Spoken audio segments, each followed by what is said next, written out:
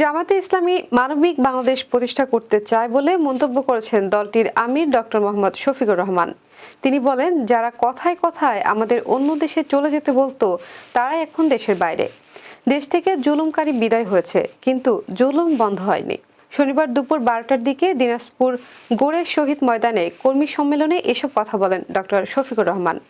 জামায়াতের আমির বলেন, দেশের প্রতিটি খুন, চাঁদাবাজি, লুটপাট ও ঘুষের বিচার হতে হবে, না হলে ন্যায় বিচার প্রতিষ্ঠিত হবে না। যারা উই ওয়ান্টস জাস্টিস স্লোগান দিয়ে এই দেশকে মুক্ত করেছেন, আমরা তাদের সঙ্গে আছি। আমরা তরুণদের হাতে দেশ তুলে দিতে চাই।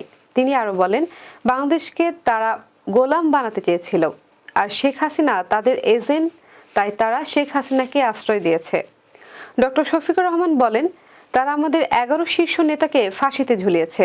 এই দিনাজপুরের একজন বিচারক বলতেন তিনি নাকি শপথবদ্ধ রাজনীতিবিদ, কিন্তু আমরা বলি তিনি শপথ ভঙ্গের বিচারপতি। তার বিরুদ্ধে এ কারণেই ফৌজদারি মামলা হতে পারে। জামায়াত আমির আরো বলেন, তারা বলেন জামায়াত ক্ষমতায় গেলে নারীরা আর বাড়ি থেকে বের হতে পারবে না, কিন্তু আজ দেখেন এই সমাবেশ, এক পাশে পুরুষ, আরেক পাশে হাজার হাজার নারী। আমরা বলি জামায়াত ক্ষমতায় গেলে নারীর আরো দুটি জিনিস নিয়ে চলাফেরা ও কর্ম করবে, আর তা হলো সম্মান ও নিরাপত্তা, যা আওয়ামী লীগ সরকারের আমলে ছিল না।